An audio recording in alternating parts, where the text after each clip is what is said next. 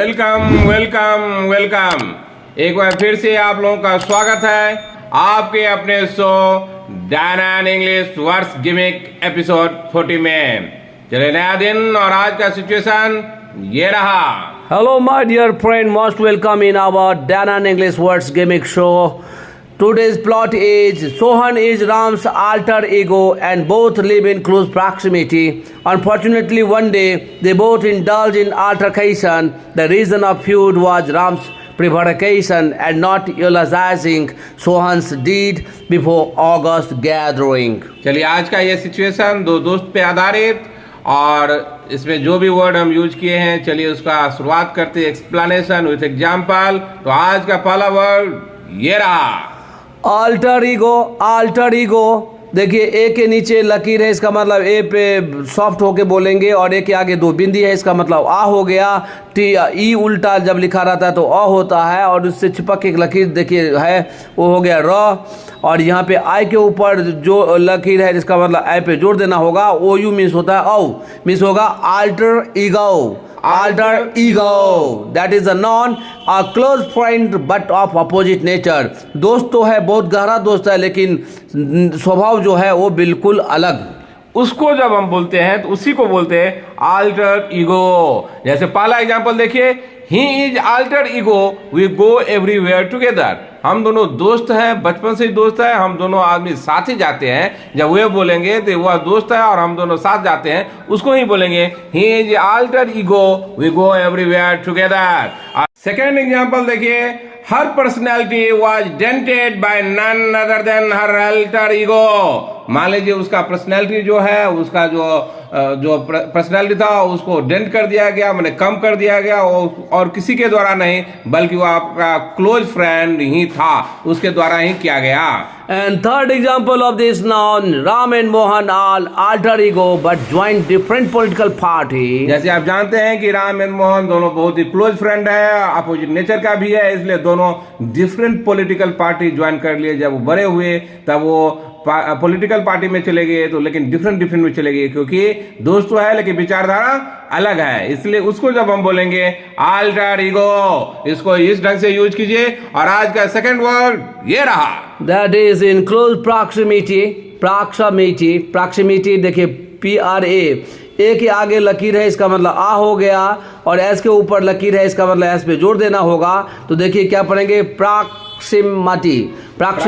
This is idiom. In close proximity means होता है near to each other, मतलब बहुत क्लोज, बहुत नजदीक से रहना। That is in close proximity. जो मान लीजिए आपके अगल बगल रहता है, जो साथ ही रहता है, उसको ही जब बोलेंगे इडियम से रिप्लेस कीजिए in close proximity.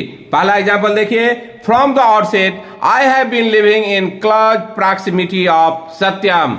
From the outset मैंने शुरू से ही आपको पहले मैं ये शो में डिलिनेट कर चुका हूं, उसको देखिए, पिछले शो में जाइए तब आप वाकिफ हो जाएंगे। लेकिन फिर मैं बता दे रहा हूं, शुरुआत से ही मैं जो हूं, जो सत्यम है उसके अगल मेरे साथ ही रहता हूं, उसके बगल में ही रहता हूं, और शुरू से ही बहुत दिनों से। तो इसको हम जब बोलेंगे तो from the outset I have been living in close proximity of Satyam. And second example of this idiom that is डायरन English is in close proximity of Musallapur Haat. यदि आप पटना के होंगे, यदि आप जानते होंगे डायरन इंग्लिश जो है मुसल्लापुर हाट के बगल में ही है, बहुत ही नजदीक में है, उसको यदि बताएंगे तो इस ढंग से यूज करके बताएंगे। एंड थर्ड एग्जांपल देखिए, Zeba prefer to live in close proximity of Anisha. Zeba prefer to live in close proximity of Anisha. मैंने जेवा जो है वो अनीसा के अगल बगल में रहती है, साथ ही रहती है, क्योंकि बहुत ही क्लोज फ्रेंड है और शुरू से ही साथ रही है। इसलिए मैं इसको यहाँ पे एग्जाम्पल के तौर पे यहाँ दिया, क्योंकि मैं पहले भी बताया स्टिल आई एम सेइंग कि हम लोग का जो एग्जाम्पल रहेगा आसपास का रहेगा, जिससे आप उसको समझ पाएंगे और अप्लाई भी कर पाएंगे। आज का next word that is indulge. देखिए आई एन और डी के ऊपर लकीर है, इसका मतलब डी पे जोड़ देना होगा। पेट कटा हुआ ए दैट इज अ, और डी और 3 जैसा जो है साथ में आता है तो जॉ होता है। तो देखिए indulge that is a verb, do something that you know and enjoy. मैंने आपको काम कीजिए जिसमें आप एंजॉय करते हैं, उसमें आप लगे रहिए, उसमें ज्यादा ध्यान दीजिए, उसी को हम बोलेंगे indulge. And first example of this word that is from dawn to dusk Praveen indulges in playing cricket. जैसे सुबह से शाम तक, जैसे फ्रॉम डाउन टू डास्क, ये मैं ऑलरेडी दे चुका हूं शो में, इसको आप देखिएगा कि सुबह से शाम तक ये परवीन जो है केवल क्रिकेट खेलने में ही लगा रहता है, क्योंकि उसको काफी ज्यादा इंटरेस्ट है, इसलिए उसमें ज्यादा टाइम बिताता है और उसमें लगा रहता है। उसको मैं एग्जांपल में बताना चाहा। और सेकंड एग्जांपल देखिए, you should indulge in speaking English. आपको अंग्रेजी बोलने में भी एंजॉय आना चाहिए और उसमें संलिप्त रहना चाहिए, क्योंकि ये आप जानते हैं कि आजकल के ग्लोबल की दुनिया में, ग्लोबलाइजेशन की दुनिया में यदि इंग्लिश लैंग्वेज यदि आपको नहीं आएगा तो दिक्कत होगा। इसलिए मैं बोला you should indulge in speaking English. Never ever indulge in bad work. This is a third example. Never ever indulge in bad works. मैंने कभी भी आप गलत काम में नहीं संलिप्त रहिए, क्योंकि अच्छा नहीं है, इसलिए मैं एग्जाम्पल के तौर पे बताया। Never ever indulge in bad words. और आज का फोर्थ वर्ड ये रहा, That is altercation. Altercation. देखिए ए के आगे दो बिंदी है, इसका मतलब आ हो गया। ए के पहले नीचे लकीर है, इसका मतलब आ को से सॉफ्टली बोलना पड़ेगा। और ई जब उल्टा लिखा हुआ रहता है दैट इज अ, और ई आई ए ई, तो देखिए ई का उल्टा मैं बोल दिया, और सिग्मा जैसा दिख रहा है वो दैट इज शाल तरफ। तो क्या पढ़ेंगे? Altercation. Altercation. कैसन। That is noun. Altercation, that is a noun. Dispute, noisy argument. जो झगड़ा भी बोलते हैं, क्वारल भी बोलते हैं, फाइटिंग भी बोलते हैं। जो फाइटिंग होता है और झगड़ा जो होता है उसको रिप्लेस कीजिए बहुत ही अच्छे वर्ड से, नॉन से, उसको बोलेंगे altercation. That is first example of this word, on and off. He indulges in altercation. On and of मैंने बीच बीच में वो जो ऑन एंड ऑफ मैं दिया हूं कि बीच बीच में जो होता है, जो अभी हुआ फिर कल नहीं हुआ फिर कभी हुआ, तो उसको बोलेंगे on and of. On and of जो है वो झगड़ा में ही संलिप्त रहता है, उसको हम बोलेंगे on and off. He indulges in altercation. And second example देखिए, there was a slight altercation on the way between Ram and Sohan. माने राम एंड सोहन जा रहा था, रास्ते में ही उसके बीच में कुछ डिस्प्यूट हो गया, आर्गुमेंट हो गया। जब उसको हम बोलेंगे there was a slight altercation on the way between Ram and Sohan. And third example of this word, please never indulge in altercation with anyone. Never, please never indulge in altercation with anyone. ये हम लोग का suggestion भी रहेगा आपके लिए कि कभी भी किसी के साथ भी झगड़े में संलिप्त नहीं रहिए, झगड़े में उलझिए मत, क्योंकि आपको कैरियर बनाना है। यदि झगड़े में उलझेंगे तो आपको नुकसान देगा। इसलिए मैं एग्जांपल भी इस तरह का दिया, please never indulge in altercation with anyone. And next word of this show, that is feud. That is feud, noun. ये long prevailing argument. Feud देखिए, जे मीन्स होता है यौ। जे जो यहाँ पे देख रहे हैं वो यौ के पढ़ते हैं, ये सिंबल है। और यू के आगे दो बिंदी है, इसका मतलब दुर्गु, मतलब लंबा करके बोलना होगा, तो पढ़ेंगे फ्यूड।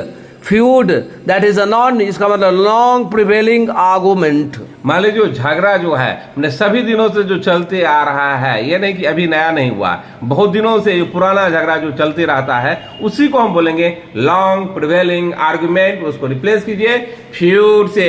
पहला एग्जांपल देखिए, family feud is not new. जैसे आप जानते होंगे कि पारिवारिक जो कला होता है, जो झगड़ा होता है, कोई नया नहीं है।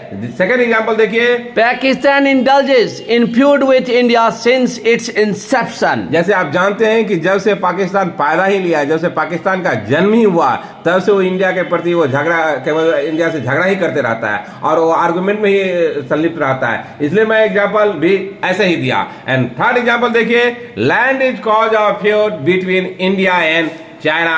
जैसे आप जानते हैं कि चाइना जो है बहुत पहले ही इंडिया का कुछ भाग थोड़ा हथिया लिया था, खास करके अरुणाचल के साइड में। इसलिए वही कारण है, झगड़े का, विवाद का कारण जो है इंडिया और चाइना में, वो लैंड ही है। तो इस पे आप गौर फरमाइए और सिचुएशन में डालिए। Goodly good gumption, goodly impressive impression. Diana English helps you way out from a strain of lamentation. English words and sentences started coming out from your mouth, that too in a one shot.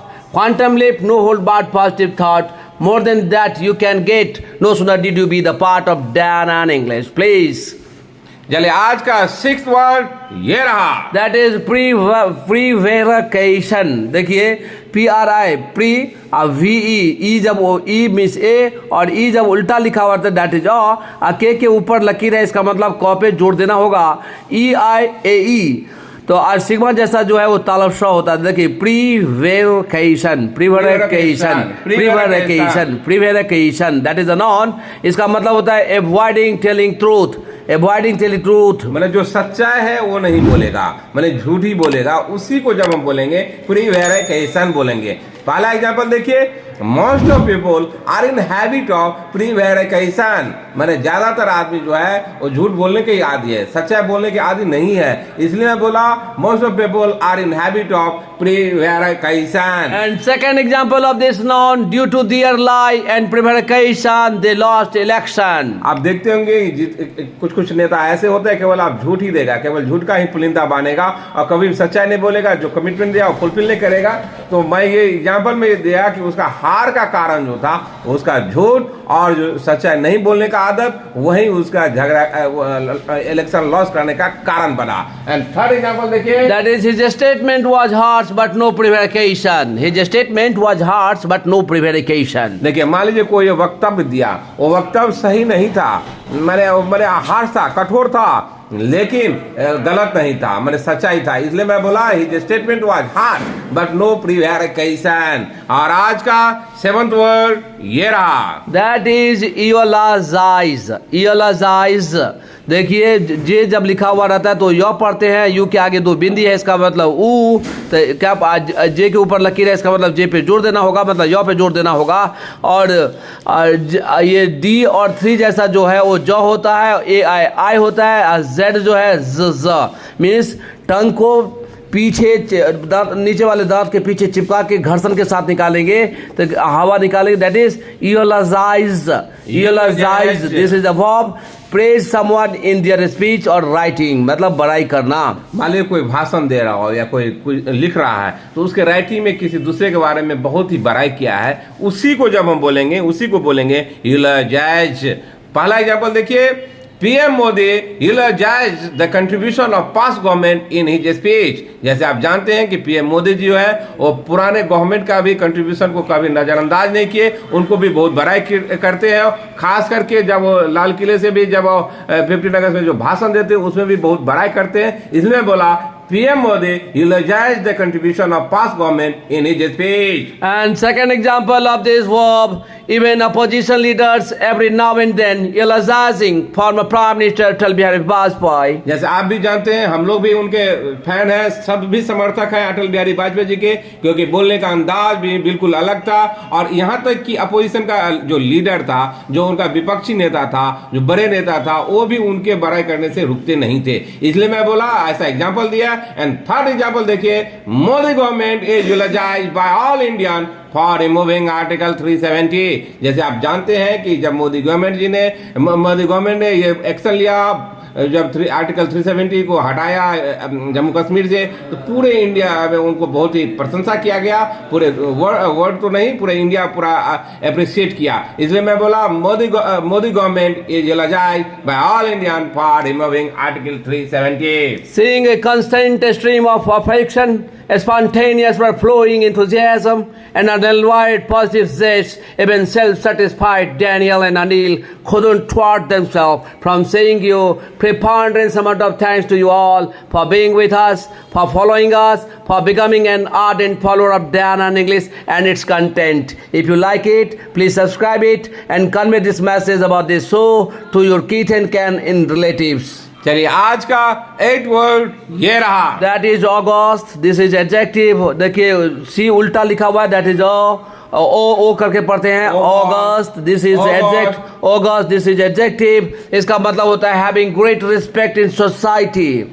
मान लीजिए कोई आदमी है, उनका जो society में बहुत ही ज्यादा इज्जत है, उसी को बोलेंगे हाई प्रोफाइल आदमी जिसको बोलते हैं, उसी को हम बोलेंगे ऑगस्ट। जैसे पहला एग्जांपल देखिए, इन front of august gathering he delivered a speech. मान लीजिए पूरा पढ़े लिखे आदमी का समूह जो था, जो रेस्पेक्टेड गण्यमान्य आदमी जिसको बोलते थे, उनके बीच में वो खड़े होकर भाषण दिए, उसी को हम बोलेंगे in front of august gathering he delivered a speech. And second example of this adjective, we got an opportunity to visit august chambers of supreme court. जैसे आप जानते हैं सुप्रीम कोर्ट का जो चैम्बर है, उनके पे वो भी रेस्पेक्टेड जगह होता है, इसलिए उससे पहले भी हम लगाए ऑगस्ट। मुझे मौका मिला, मुझे ऐसा मौका मिला वहाँ घूमने का, जाने का, विजिट करने का, इसलिए मैं बोला we got an opportunity to visit august chambers of supreme court. और जब ये अगस्त 9 होता है तो इसका अर्थ होता है the 8th month of the year, जो मंथ जिसको हम बोलते हैं अगस्त, उसी को बोलते हैं अगस्त। जैसे पहला एग्जांपल देखिए इसका,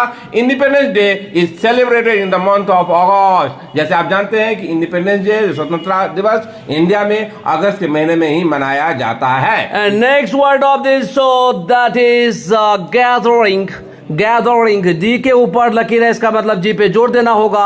ए ई मिलके ए होता है, ए। और जो देखिए जीरो और ऊपर में लकीर जैसा देखे द बोलते हैं, द और ई जब उल्टा लिखा हुआ रहता है दैट इज अ, और एन के नीचे देखिए घुमा हुआ दैट इज अंग। तो क्या पढ़ेंगे? Gathering. This is a non, many people come together. माने जब बहुत आदमी कहीं पे जमा होता है, कुछ फंक्शन हो, कुछ भी हो, तो वहां पे जब आदमी बहुत जमा होता है उसी को हम बोलते हैं गैदरिंग। जैसे पहला एग्जांपल देखिए, amidst gathering Abhishek raised his hand for singing a song. मान लीजिए वहां पे बोला गया हो कि कौन गाना गाएगा, तो पूरा जब भीड़ था, भीड़ में अभिषेक ही अपना हाथ खड़ा किया कि मैं गाना गाऊंगा। इसको इस ढंग से यूज कीजिए। And next word of this, next sentence of this word, that is the next gathering will be held in the month of June. मान लीजिए कोई मीटिंग जब बुलाया जाता है, अब मान लीजिए किसी कंपनी का मीटिंग अभी हुआ और बोला कि नहीं अब जो नेक्स्ट मीटिंग होगा वो जून में होगा, उसको भी हम बोलेंगे द नेक्स्ट गैदरिंग के रूप में भी बोलेंगे। जब आदमी जब जमा होता है, पूरा एम्प्लॉय जमा होगा, उसको ही बोलेंगे गैदरिंग। एंड थर्ड एग्जांपल देखिए, a lot of gathering were there in the wedding party of celebrities. आप जैसे जानते हैं जो सेलिब्रिटीज जो होते हैं, बड़े आदमी जो होते हैं, खास करके हीरोइन वगैरह जो रहता है, उन लोगों का जब ये शादी होता है उससे बहुत ज्यादा भीड़ जमा हो जाता है। इसी को मैं बोला a lot of gathering were there in the wedding party of celebrities. Hello, my dear friend. 10 times we said, still we are saying, throw caution to the wind. Nothing will be will o' the wisp. Pay heed on what is said by Dana in English. चलिए, मुझे आशा है कि आप समझ गए होंगे। जितना भी वर्ड इसमें यूज किए थे मैं उसको डिलिनेट कर दिया विथ एग्जाम्पल। आप भी अपना सिचुएशन बनाइए, इसे वर्क कीजिए। यदि आपको अच्छा लगता हो तो please like it, subscribe it and share it. चलिए मैं एक बार फिर से सिचुएशन पढ़ देता हूँ। Sohan is Ram's alter ego and both live in close proximity. Unfortunately, one day they both indulged in altercation. The reason of feud was Ram's prevarication and not realizing Sohan's deed before August gathering. चलिए आप इसमें work कीजिए। तब तक के लिए bye bye.